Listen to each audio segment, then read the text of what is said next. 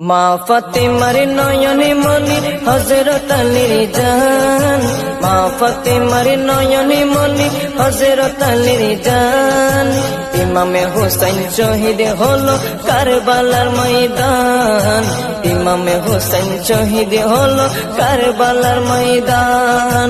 দয়ালে নবীর জবানে কারবালার বয়ানে, দয়ালে নবীর জবানে কারবালার বয়ানে আওলাদে রাসূল শহীদ হবে হাদিসে প্রমাণ।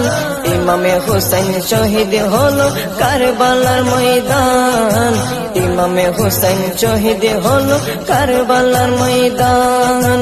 মা ফাতেমার নয়নে মনি হযরত আলীর জান, মা ফাতেমার নয়নে মনি হযরত আলীর জান। ইমামে হোসেন শহীদ হলো কারবালার